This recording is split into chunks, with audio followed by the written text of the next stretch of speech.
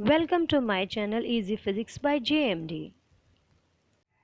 आज हम नया टॉपिक पढ़ेंगे गॉस थ्योरम के एप्लीकेशंस या अनुप्रयोग, जिसमें है एक अनंत लंबाई का हमारे पास सीधा तार होगा। उसकी लंबाई कितनी है? अनंत है। तार कैसा है? सीधा है एकदम और आवेशित है। कैसा है? आवेशित है। तो इस तरह के आवेश वितरण के लिए या आवेशित तार के लिए, या हम बोलते हैं कि लाइन ऑफ चार्ज के लिए, इन इंग्लिश हम इसको लाइन ऑफ चार्ज या इनफाइनाइट लॉन्ग हम वायर बोल सकते हैं। तो इसके निकट या इसके आसपास हमें electric field intensity find out करनी है, और जिसको हम गॉस थ्योरम लगा करके या गॉस थ्योरम की मदद से प्रूव करेंगे। ठीक है, तो इसके लिए हम स्टार्ट करते हैं कि मान लेते हैं कि एक कोई अनंत लंबाई का तार है और जिस पर प्लस क्यू आवेश, कितना? पूरा प्लस क्यू आवेश पूरे अनंत लंबाई के तार में समान रूप से वितरित है। अनंत लंबाई तक ये पूरा प्लस क्यू आवेश वितरित होगा, और तो इतनी सी दूर में जो चार्ज होगा वो प्लस क्यू से तो कम ही होगा, डिफरेंट होगा। अब यहाँ पर क्या करना है, मान लेते हैं इस बिंदु P पर हमको क्या करना है, चलो थोड़ा पास कंसीडर कर लेते हैं। यहाँ पर हमको इलेक्ट्रिक फील्ड इंटेंसिटी फाइंड करनी है। इसके लिए हम क्या करते हैं, यहाँ पर एक सिलिंड्रिकल शेप में जिसकी त्रिज्या हमारी क्या होगी? R होगी। तो R त्रिज्या का सिलेंडर शेप में यानी कि बेलनाकार हम क्या करते हैं, एक गॉसियन पृष्ठ बना लेते हैं, और जिसकी लंबाई कितनी होगी? L हमने मान ली। ठीक है, L, कैपिटल L, जो भी आप मान लें, आपको नेमिंग करने में कोई प्रॉब्लम नहीं है, जैसा भी आप मानेंगे। तो अब यहाँ पर गॉसियन पृष्ठ बनाने के बाद हम एक क्षेत्रफल अवयव यानी कि एलिमेंटल एरिया कंसीडर करते हैं, जिसको नॉर्मल वेक्टर अगर देखेंगे या ds वेक्टर अगर देखेंगे तो वो ये बन जाएगा। पॉइंट हमने P इधर लिख दिया। और इस प्लस चार्ज के कारण जो इलेक्ट्रिक फील्ड होगी, बच्चों जब कभी हम किसी चार्ज के कारण इलेक्ट्रिक फील्ड फाइंड करते हैं तो इसके लिए हमें एक परीक्षण आवेश रख लो उसके पास में, और अब देखो कि ये धनात्मक परीक्षण आवेश इससे रिपल होगा कि अट्रैक्ट होगा। तो अगर ये रिपल होगा तो ये इसको इस तरह से धक्का मारेगा, यानी कि इलेक्ट्रिक फील्ड जो लाइन होगी वो इस चार्ज से बाहर की ओर होगी। तो ये प्लस चार्ज है। यहाँ पर अगर हम एक इलेक्ट्रिक फील्ड डायरेक्शन देखें, उसके लिए हम मान लेते हैं कि यहाँ एक परीक्षण आवेश रखा गया है और वो इस चार्ज से क्या होगा? रिपल होगा। तो हमारे पास इलेक्ट्रिक फील्ड की डायरेक्शन ये बन गई। अब हम देख पा रहे हैं कि ये जो ds वेक्टर है और ये जो इलेक्ट्रिक फील्ड वेक्टर है ये दोनों समांतर हैं, यानी कि इनके बीच में जो थीटा है वो 0 डिग्री है, और आगे यूज होगा cos 0 का मान जो कि होता है 1। तो हमने ये कंसीडर कर लिया। लेट अस कंसीडर, आपको नोट्स तो मिल जाएगा। इन्फिनिटली लॉन्ग वायर है and plus Q charge is uniformly distributed over it, and we have to calculate electric field near this wire, so that we consider a cylindrical Gaussian surface with radius r। यहाँ पर इतना लिखने के बाद अब हम देखेंगे इसकी ये दो फ्लैट सरफेसेस हैं, यानी कि कैप और ये बॉटम जो है। यहाँ पर अगर हम इलेक्ट्रिक फील्ड वेक्टर बनाएंगे तो ये प्लस चार्ज के कारण आप देखिएगा, यदि यहाँ पर परीक्षण आवेश रखा जाएगा तो वो इस धनात्मक आवेश से प्रतिकर्षित होगा, और ये हमारी हो गई ds वेक्टर की डायरेक्शन। सॉरी, ये हो गई इलेक्ट्रिक फील्ड की डायरेक्शन। परीक्षण आवेश रखकर हमने इलेक्ट्रिक फील्ड निकाला। और इस कैप पर जैसे ढक्कन है, ये इसका कैप है या फ्लैट सरफेस है, यहाँ पर जैसे ये मार्कर है, तो इस मार्कर का ये जो फ्लैट सरफेस है इसका परपेंडिकुलर जो ऊपर की ओर बनेगा इसका एरिया वेक्टर कहलाएगा, यानी कि यहाँ पर ये जो बनेगा ये हमारा ds वेक्टर है। यहाँ पर हमारे पास कितना एंगल बन गया? 90, और cos 90 का मान कितना होता है बच्चों? 0 होता है। इसी तरह ये लोअर सरफेस में यहाँ पर अगर परीक्षण आवेश रखोगे तो इलेक्ट्रिक फील्ड की डायरेक्शन तो ये हो गई, और इस बॉटम पर अगर हम सरफेस एरिया बनाएंगे तो वो लंब बाहर की ओर खींचा जाएगा और ये बनेगा ds वेक्टर। अगेन यहाँ पर हम देख रहे हैं 90 डिग्री बना, तो cos 90 कितना हो जाएगा? 0 डिग्री हो जाएगा। तो अब इस अनंत लंबाई के तार के कारण हमने क्या किया है, गॉस थ्योरम का प्रयोग करने वाले हैं। तो हमने गॉसियन सरफेस बना ली है, और इस गॉसियन सरफेस से जो कुल फ्लक्स पास आउट होने वाला है, जो कुल फ्लक्स निकलेगा वो क्या होगा?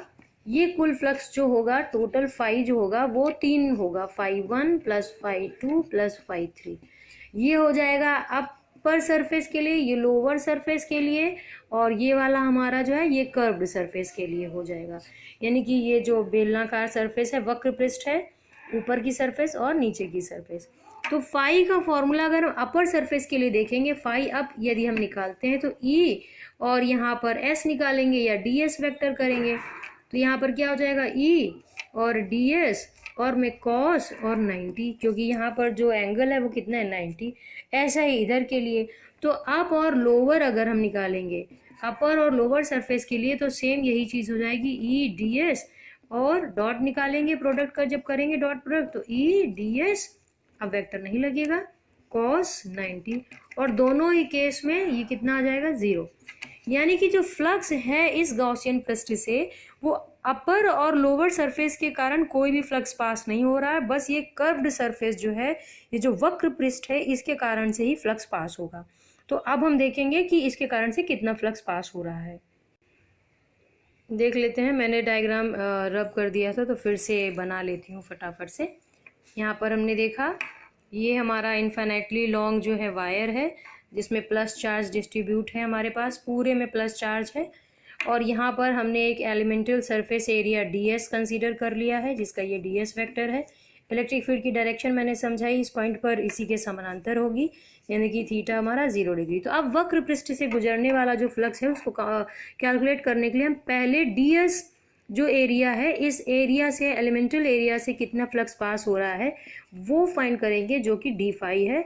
और इसको हम कैसे फाइंड करेंगे, बेसिक जो फॉर्मूला है हमारा, परिभाषा होती है उसके अनुसार इलेक्ट्रिक फ्लक्स की, ई डी एस, और यहाँ पर हम देख रहे हैं ये cos 0 है और थीटा हमारा 0 डिग्री और cos 0 का मान 1 होता है, तो E D S cos 0 degree हो जाएगा, और यहाँ पर हो गया ई और डी एस।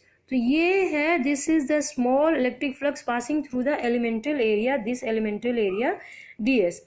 अब हम अगर पूरे सरफेस की वजह से निकालेंगे, वक्र पृष्ठ की वजह से निकालेंगे, तो टोटल फ्लक्स यदि हम फाइंड करेंगे तो क्या हो जाएगा, संपूर्ण फ्लक्स इस वक्र पृष्ठ के कारण फाई निकालेंगे, वो हम इस डी फाई को समाकलन करके प्राप्त कर सकते हैं। By integrating this D phi we will get the total flux passing through the curve surface.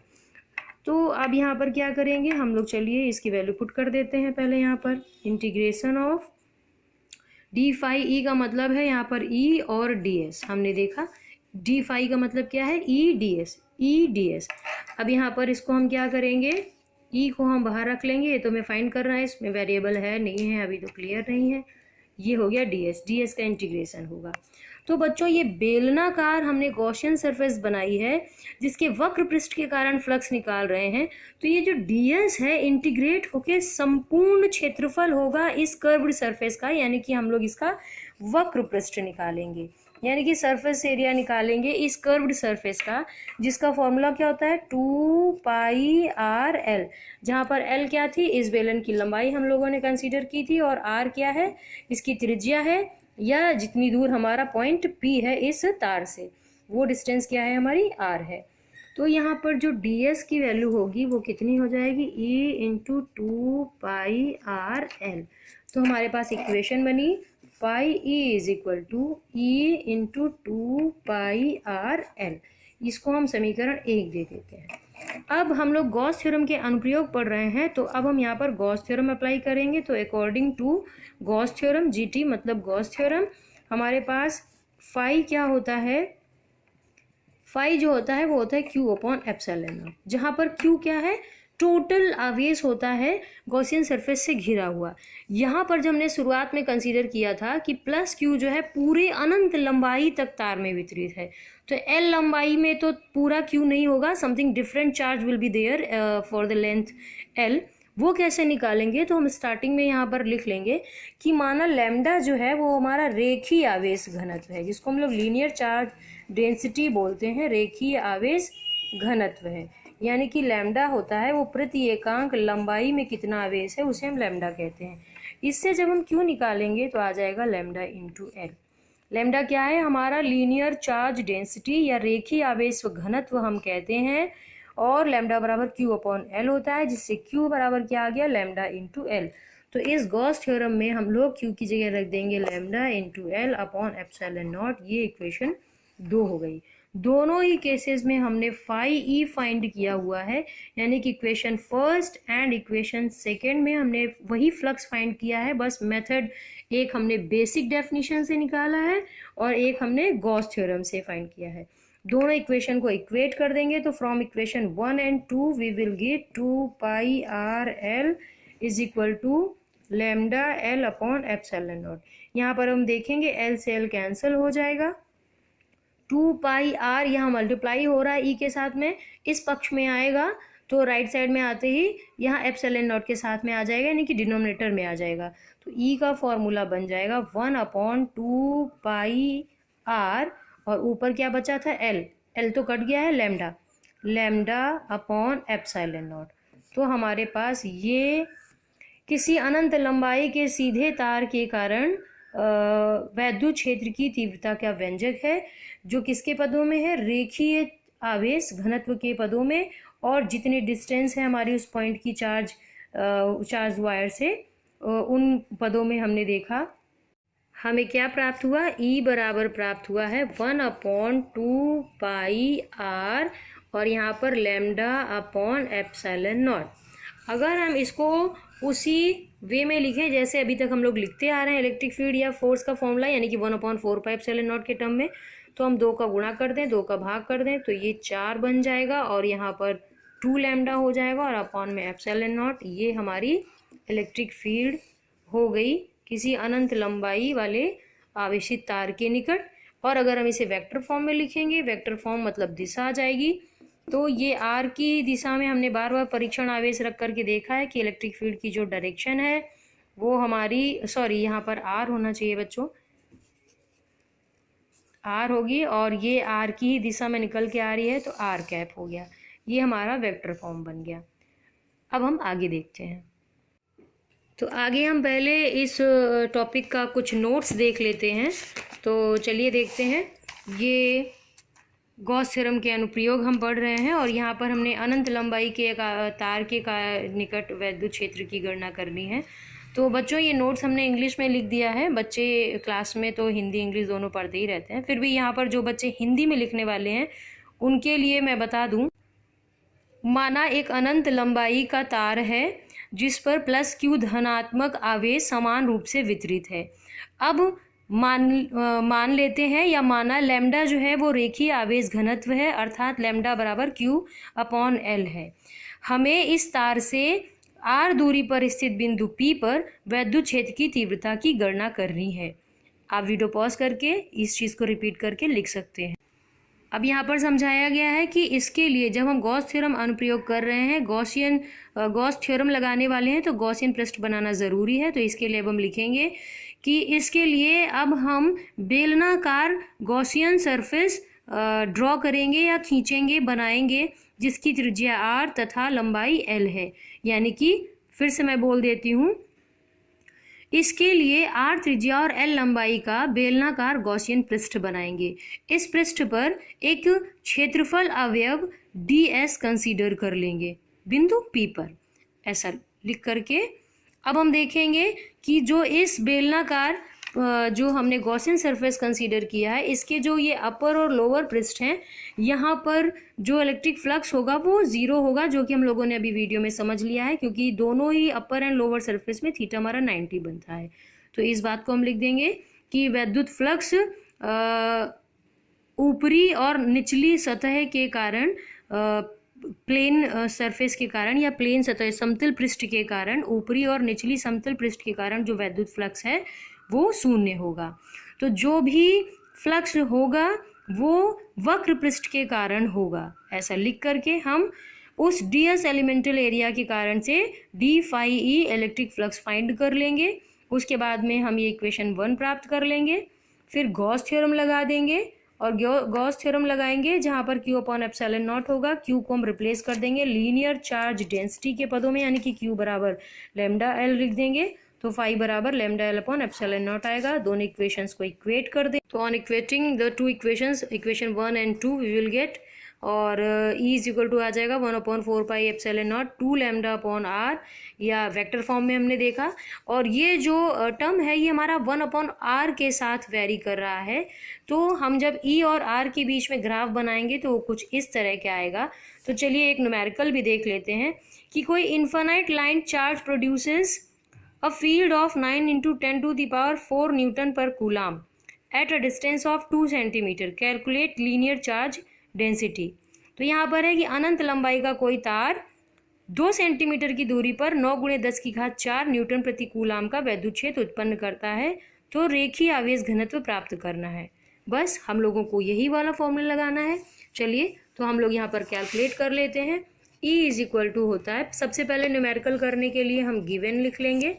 Given है E is equal to 9 × 10⁴ newton per coulomb, और हमारे पास R जो है वो 2 सेंटीमीटर है, जिसको हम मीटर में चेंज कर लेंगे तो हो जाएगी 2 × 10⁻² मीटर।